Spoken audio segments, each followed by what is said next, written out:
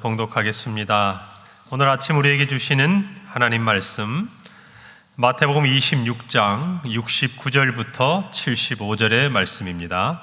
신약 성경 48페이지 마태복음 26장 69절부터 75절 말씀입니다. 저와 한 절씩 교독하시고 마지막 절 합독하겠습니다. 베드로가 바깥들에 앉았더니 한 여종이 나와 이르되 너도 갈릴리 사람 예수와 함께 있었도다 하거늘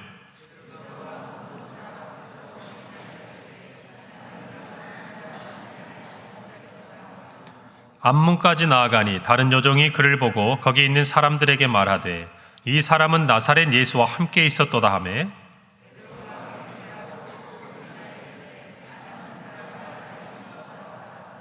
조금 후에 곁에 섰던 사람들이 나와 베드로에게 이르되 너도 진실로 그 도당이라 내 말소리가 너를 표명한다 하거늘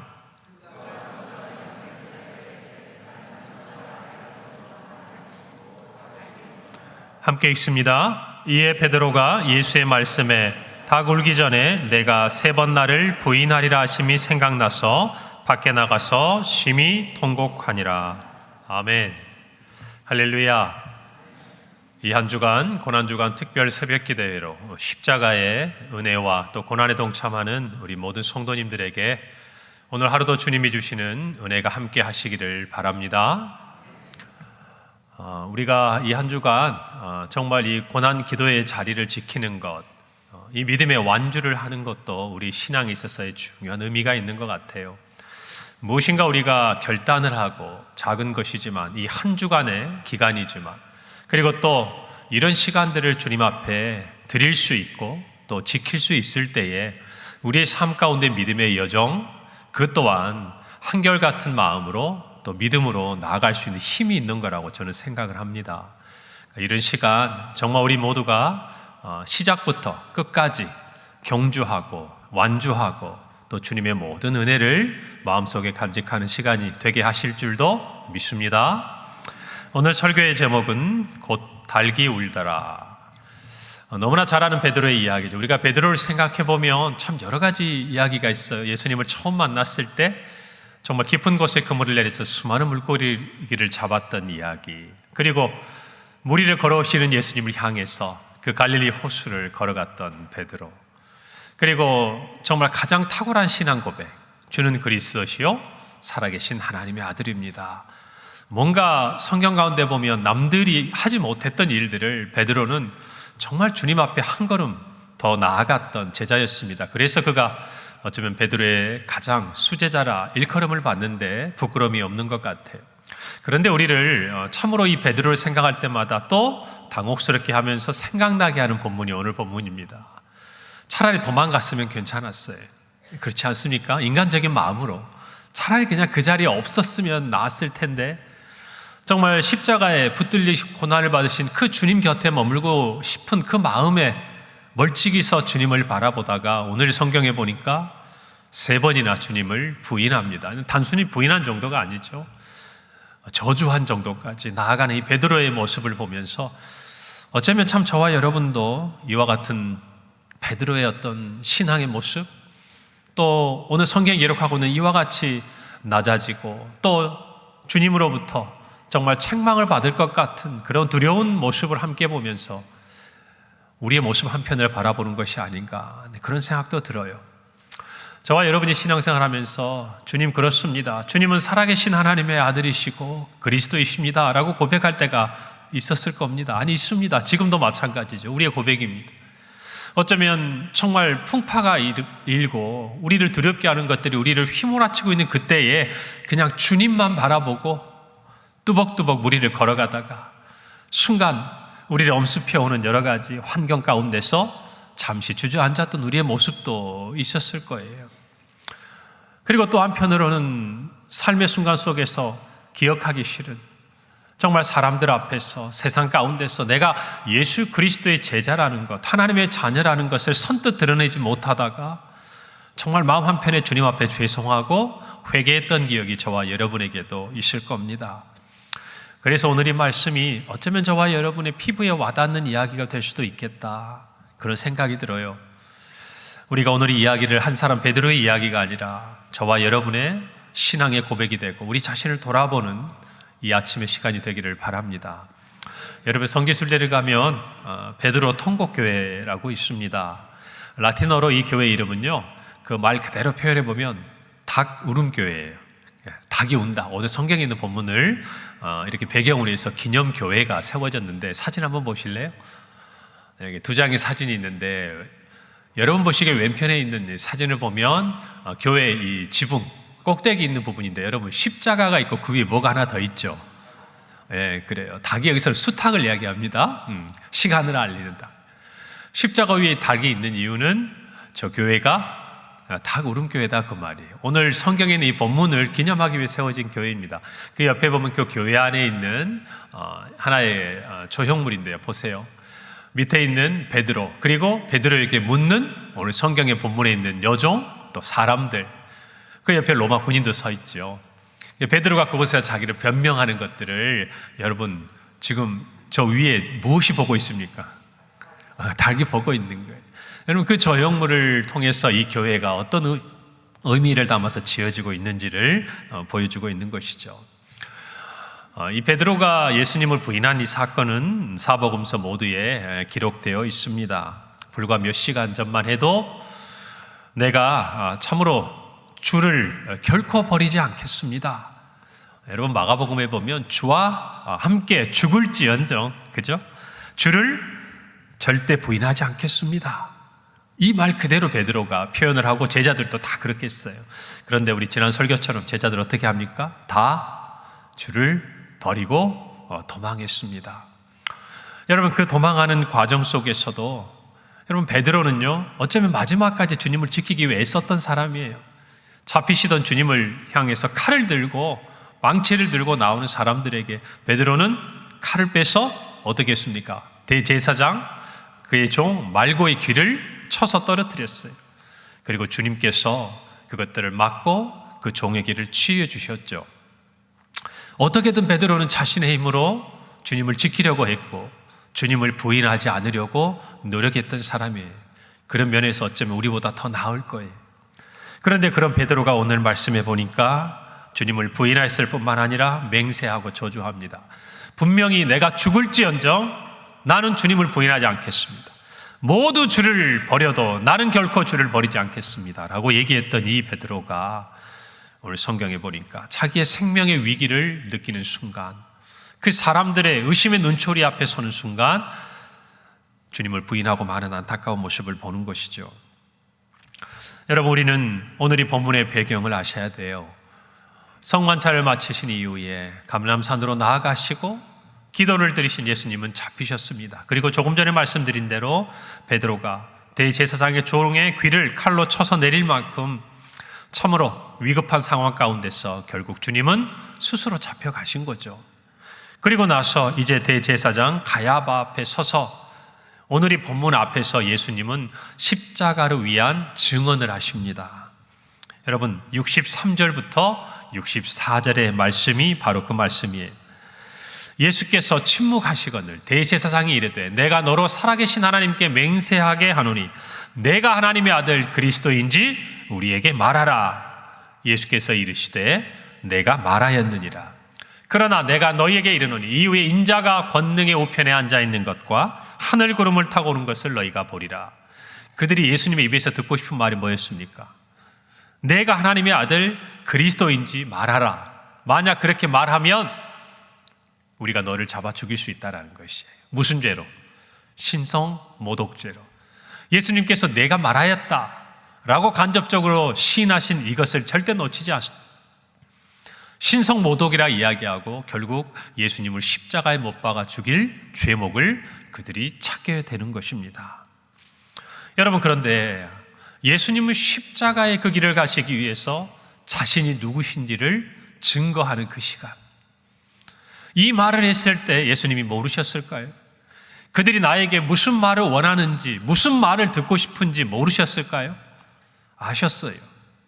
아심에도 불구하고 이 말을 했을 때 나에게 다가올 이 십자가의 고난으로 내가 한 걸음 더 들어가는 것을 주님은 아셨어요. 그런데도 주님은 십자가를 피하지 않으셨습니다. 오히려 내가 말하였다. 그들이 정말 기다리던 그 한마디를 예수님께서 하고 있는 그 시간, 당신이 메시아있음을, 자신이 하나님의 아들로서 이 인류를 구원하기 위해 오셨다는 이 사실을 온 세상 앞에 이렇게 명백하게 증언하고 있는 이 시간에, 그러나 베드로는 주님 가까이 있었어요. 멀찍이 바라보이는 곳에 있었어요. 그런데 그는 예수님의 제자임을 숨깁니다. 더 나아가서 부인하고 저주합니다. 사랑하는 성도 여러분, 이 모습이 그 순간 예수님과 베드로의 모습, 그 모습으로만 우리가 기억할 수 있겠습니까? 오늘 저와 여러분의 모습은 어떻습니까? 세상 가운데서 우리는 예수님이 나의 주님이라고, 예수님은 살아계신 하나님의 아들이시라고, 예수님은 당신을 구원하신 구원자이시라고 마땅히 외칠 수 있어야 하고 외쳐야 하는 그 자리에서 저와 여러분은 어떤 모습으로 서 있는지 한번 돌아보아야 되지 않겠습니까? 그런 의미에서 주님은 여전히 오늘도 우리 앞에서 살아계신 하나님의 아들이시요 그리스도로 살아계시고 역사하신다는 것을 저와 여러분이 믿고, 오늘 이 베드로의 모습을 통해서 베드로를 책망하고 비난할 것이 아니라 그 베드로의 모습에 저와 여러분을 비추어 보아야 하지 않겠습니까? 오늘 이 시간 이후로 저와 여러분의 삶의 자리에서 우리 예수님을 시인하는 은혜가 있기를 바랍니다. 우리 예수님을 증거하는 은혜가 있기를 바랍니다. 더 나아가서 예수님의 제자로서 여러분 자신이 가지고 있는 신앙의 정체성을 분명하게 드러낼 수 있는 하나님의 자녀들이 되시기를 바랍니다. 여러분, 베드로가 예수님을 부인하는 과정을 한번 볼까요? 첫 번째 질문이 그에게 찾아옵니다. 69절이에요. 베드로가 바깥들에 앉았더니 한 여종이 나와 말합니다. 너도 갈릴리 사람 예수와 함께 있었다. 부인하지요? 두 번째 질문이 나옵니다. 베드로의 그 말을 듣고 그 다음이에요. 조금의 장소가 이동이 됩니다. 71절. 앞문까지 나아갑니다. 피했습니다. 다른 여종이 그를 보고 거기 있는 사람들에게 말합니다. 이 사람은 나사렛 예수와 함께 있었도다. 첫 번째 베드로에게 물었을 때는 너도 갈릴리 사람 예수와 함께 있었다 그랬어. 그런데 두 번째는 어때요? 갈릴리 중에서도 어디? 나사렛 예수. 예수님을 지칭하는 보다 구체적인 이야기. 그 예수님을 지칭하면서 함께 있었다라고 이야기합니다. 여러분 아시겠지만 이 예수라는 이름은요, 예수님만의 이름이 아니에요. 그 당시에 많은 사람들이 예수라는 이름을 가지고 있었습니다. 그래서 갈릴리 예수 모르겠어요. 조금은 더 모호할 수 있는 영역이지만 나사렛 예수는 여러분 조금 더 구체적으로 십자가에 달리신 예수 그리스도를, 지금 잡혀와 있는 예수 그리스도를 이야기하는 거예요. 여러분 그때도 베드로는 부인합니다. 맹세합니다. 이제 세 번째예요. 73절이에요. 조금 후에 곁에 있던 사람들이 나와 베드로에게 말합니다. 너도 진실로 그 도당이라. 내 말소리가 너를 표명한다. 여러분 이때 베드로 어떻게 합니까? 저주합니다. 맹세합니다. 예수님을 부인합니다. 여러분 어때요? 베드로가 예수님을 부인하는 과정을 한번 보세요. 처음에 그들의 질문은 그렇습니다. 너도 갈릴리 사람 예수와 함께 있었다. 아니, 이 사람은 갈릴리 예수와 함께 있었다. 아니, 너도 진실로 그 도당이다. 어때요? 여러분 정말 베드로를 향해서 점점 압박해 들어오는 거 아닙니까? 내가 누구인지 밝히라는 거 아니에요? 여러분 그 과정에서 베드로의 대답을 한번 여러분 생각해 보시겠습니까? 70절에 이렇게 말합니다. 베드로가 모든 사람에게 부인하며 이르되 나는 내가 무슨 말을 하는지 알지 못하겠노라. 피하고 싶었어요.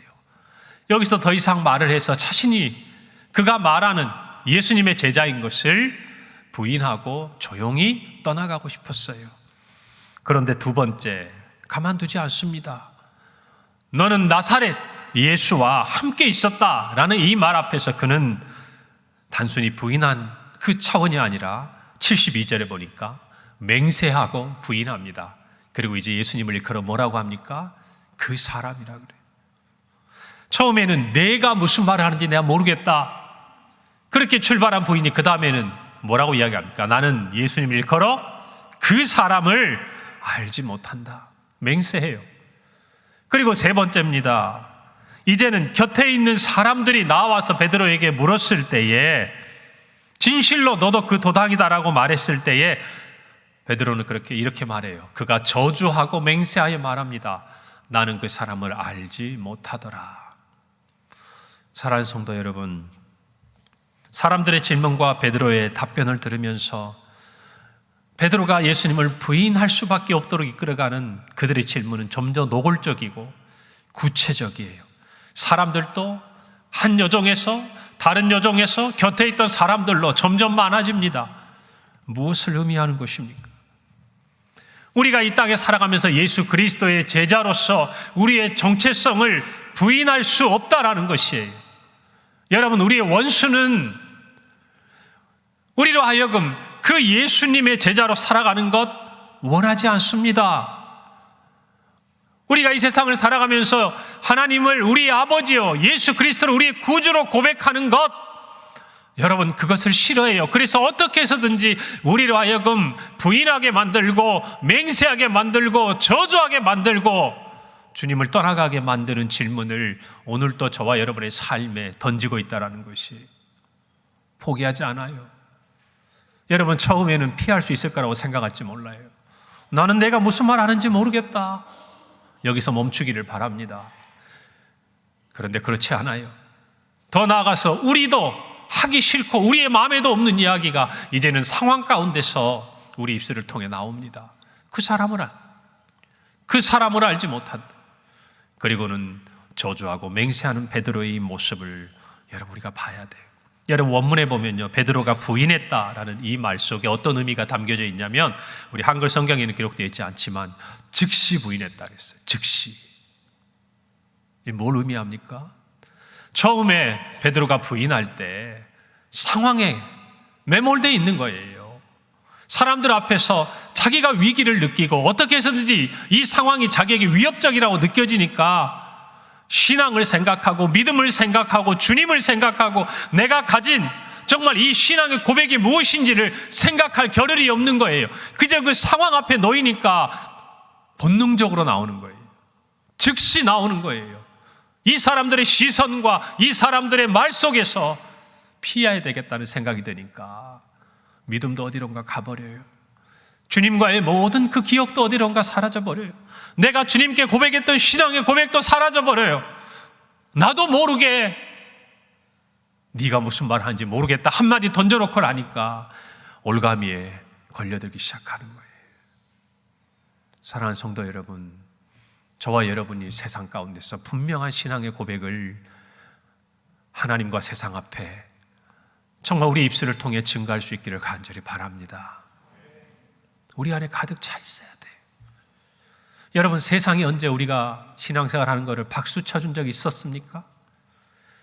세상 사람들 우리가 언제 예수 믿는 것 처음부터 반겨주고 정말 격려해주고 나는 예수를 안 믿어도 야 너는 예수를 잘 믿어라. 여러분, 그렇게 위로해주는 것 들으면서 신앙생활 하셨나요? 아니에요.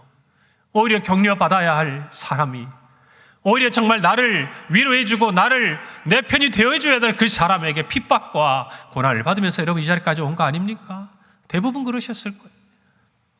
여러분, 그 과정 가운데도 우리가 믿음을 지킬 수 있었고 그 과정 가운데서도 우리가 오늘날 하나님의 자녀여 그리스도의 제자로 살아갈 수 있는 것, 하나님의 은혜였음을 고백하시기를 바랍니다. 바랍니다. 여러분, 베드로는 참으로 이 상황 가운데서 스스로 무너지고 만 거예요. 스스로. 환경 가운데서 정말 자기가 믿음의 어떤 대처를 하지 못하는 그 순간 자기도 모르게 스스로 부인하라고 하지 않았어도, 맹세하라고 하지 않았어도, 저주하라고 하지 않았어도 자기 스스로 넘어지고 만 거예요. 사랑하는 성도 여러분, 십자가 앞에서 우리 자신이 이 베드로의 모습과 무엇이 다른지를 비추어 보시기를 바랍니다. 여러분, 이 질문 한번 던져볼까요? 만약 저와 여러분이 그때 베드로였다면, 그곳에 베드로의 그 자리에 저와 여러분이 있었다면 우리라고 다르게 했을까요? 다르게 했을까요? 글쎄요, 우리 중에 몇 명은 주님에게 드렸던 그 신앙의 고백을 지킬 수 있는 사람이 세워지기를 저는 바랍니다. 진짜 바라요. 우리 모두가 그럴 거라고 저는 생각하지 않습니다. 하나님께서 그렇게 붙들어 주실 거라고 믿어요? 여러분, 늘 우리는 준비가 돼 있어야 돼요. 우리의 정체성이, 우리의 신앙의 고백이 우리 안에 가득 차 있어야 돼요. 그래서 갑자기 다가오는 우리의 원수의 공격 앞에서, 세상의 유혹 앞에서, 세상의 질문 앞에서 여러분 즉시 상황을 모면할 것이 아니라, 본능적으로 그 상황을 피하고자 할 것이 아니라, 우리 안에서 즉시 본능적으로 우리가 예수의 사람, 그리스도의 제자라는 것을 증거할 수 있는 하나님의 자녀로서의 정체성, 그 신앙 고백이 우리 안에 가득 차 있어야 한다는 것이, 할렐루야, 상황을 보고 판단하는 게 아니에요. 우리 안에 살아 숨쉬고 있어야 돼요. 여러분, 십자가 앞에서 여러분 자신의 신앙을 다시 한번 회복하시기를 바랍니다. 여러분, 무엇이 베드로를 무너지게 했을까? 다른 것이 아니에요. 지금까지 자기가 보던 주님과 지금 베드로가 보고 있는 주님의 모습이 너무나 다른 거예요. 처음에도 말씀드렸죠. 주님을 만날 때, 깊은 데 가서 그물을 내리라 했을 때, 그 말씀에 의지하여 그물을 내리는 순간 베드로는 깨달은 거예요. 내가 업으로서 가지고 있던 모든 지식과 경험이 그분 앞에서는 너무나 보잘것이 없고 아무것도 아니라는 것을 깨닫게 된 거예요. 그분의 말씀만이 나를 이끌어갈 수 있고 그분의 말씀이 진리라는 것을 깨달은 거예요. 그래서 베드로는 말했던 거예요. 저는 죄인입니다. 저를 떠나십시오. 그것이 처음 만났던 주님에 대한 기억이었어요. 조금 전 말씀드린 대로 그는 무리를 걸어서 주님께 나아갔기도 했어요. 그때 그가 만난 주님은 어떤 분이었을까요? 풍랑까지도 바람까지도 이 천지 만물을 주관하시는 하나님의 아들, 진정한 예수 그리스도였습니다. 여러분, 그리고 정말 그가 본 오병이어의 기적, 이때까지 만났던 주님, 그리고 예루살렘에 들어올 때 많은 사람들이 환호했던 그 모습은 다름 아닌 하나님의 아들 예수 그리스도였어요. 그런데 지금 그 앞에 있는 예수님은 어떤 모습입니까? 너무나도 나약하게, 너무나도 무기력하게, 아무런 저항도 하지 못하고 자기는 저항해 보려고 칼을 빼들어서 지키려고 했지만 오히려 자신에게 칼로 흥한 자는 칼로 망한다 말씀하시고 스스로 모든 것을 포기해버린 것 같은 그 예수님을 보면서 베드로는 흔들린 거예요. 베드로는 마음속에 내가 알던 주님, 내가 믿던 주님, 내가 모든 것을 버리고 따랐던 그 주님의 모습이 이게 맞는가? 의심하기 시작한 거예요. 십자가의 은혜를 깨닫지 못하면, 십자가의 능력을 깨닫지 못하면 베드로와 같이 되는 거예요. 우리의 삶 가운데 하나님이 어떠한 모습으로 우리 앞에 계시는지, 우리 모두는 오병이에게 기적을 베풀고 풍랑 위를 걸어서 오시는 주님을 기대하지만 진정 주님이 하나님의 아들이시고 예수 그리스도 메시아이셨던 그 가장 진정한 모습은 여러분 그런 모습이 아니었어요.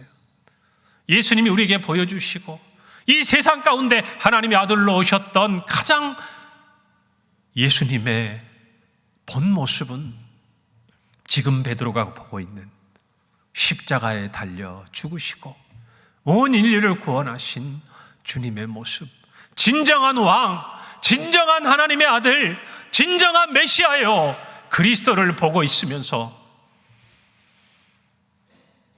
그는 주님을 부인하고 있는 거예요. 그는 주님을 저주하고 있는 거예요. 사랑하는 성도 여러분, 여러분은 우리 주님께 무엇을 기대하고 계십니까? 무엇을 기대하며 바라보고 있고, 무엇을 기대하며 따르고 있고, 무엇을 기대하며 주님의 말씀에 순종하고자 하십니까? 여러분, 십자가에 달린 예수 그리스도가 진정한 우리의 왕이십니다. 이 세상의 구주십니다. 하나님의 아들이십니다. 여러분, 이것을 마음속에 깊이 간직하시기를 바랍니다. 여러분, 저는 이런 질문을 해봐요. 예수님은 과연 그 순간 베드로가 예수님을 시인하고 자기와 같이 고난을 받기를 원하셨을까? 이 질문이 들었어요. 그 순간 담대하게 나는 예수님의 제자 베드로입니다. 나도 주님을 따르겠으니 나를 잡아가세요. 그렇게 죽기를 원하셨을까? 저는 이거 하나는 확신이 있어요. 만약 베드로의 삶에 하나님께 주신 사명이 그거였다면 그 순간 베드로에게 믿음과 용기를 주셨을 겁니다. 여러분, 그러나 베드로의 이 부인은 우리가 알듯이 그 이후에 주님을 향한 더욱 큰 사명자로, 주님을 향해 한없이 낮아진 그리스도의 제자로 살아가게 합니다. 그것이 베드로에게 주신 은혜였을 것입니다.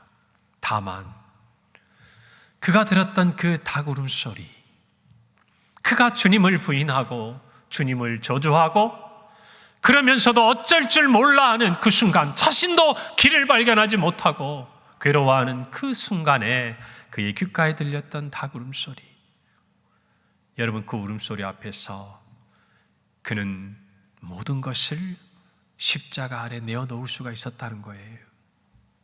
여러분, 닭 울음소리를 들을 수 있는 은혜가 있기를 바랍니다.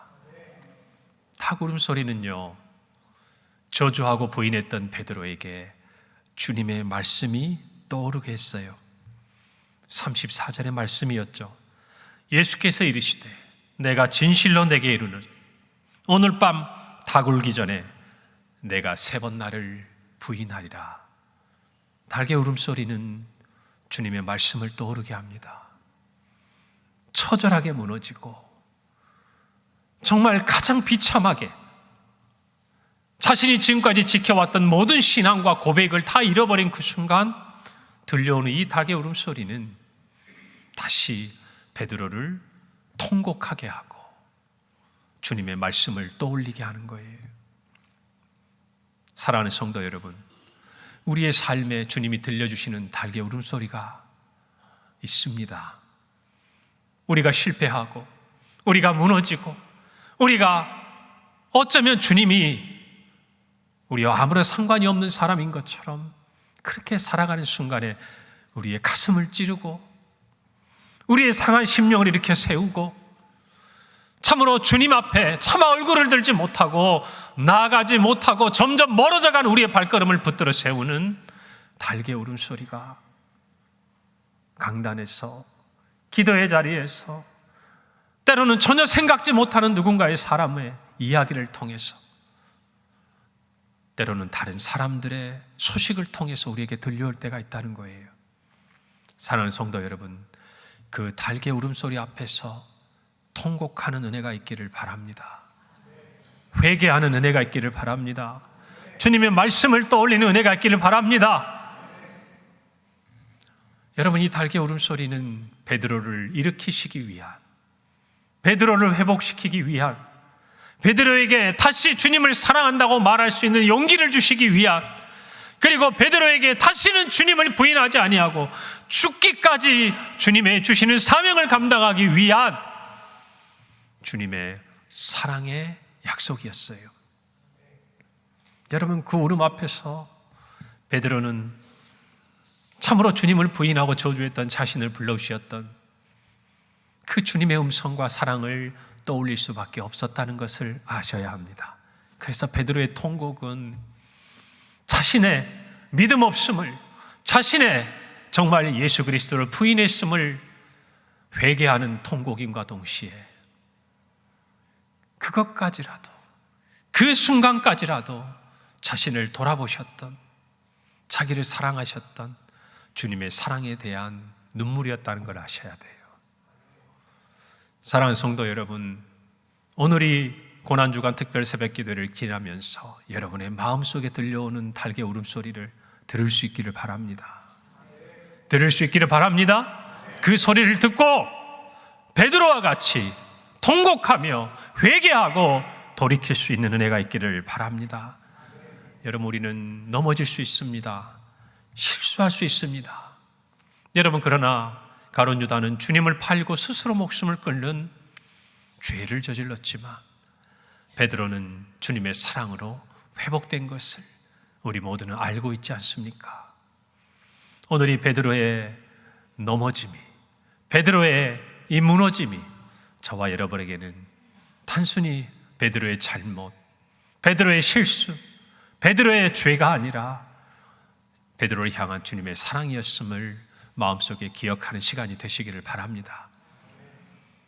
이 닭울음 소리를 듣고 주님의 사랑을 깨달은 베드로에게 주님은 찾아오시지 않습니까? 그리고 공교롭게도 3번을 부인한 그 베드로에게 주님은 3번을 물으시는 거예요. 내가 나를 사랑하느냐? 네가 나를 사랑하느냐? 어쩌면 두 예수님과 베드로 사이에 깊은 다른 이야기는 없었겠지만 이 3번의 질문을 들으면서 여러분이 베드로라면 무엇이 떠오르겠습니까? 무엇이 생각나겠습니까? 그 질문 앞에서 베드로의 모든 마음의 짐은 십자가 앞에 다 내려진 거예요. 다 치유된 거예요. 다 회복된 거예요. 주님은 그것을 원하셨고 그것을 알고 계셨어요.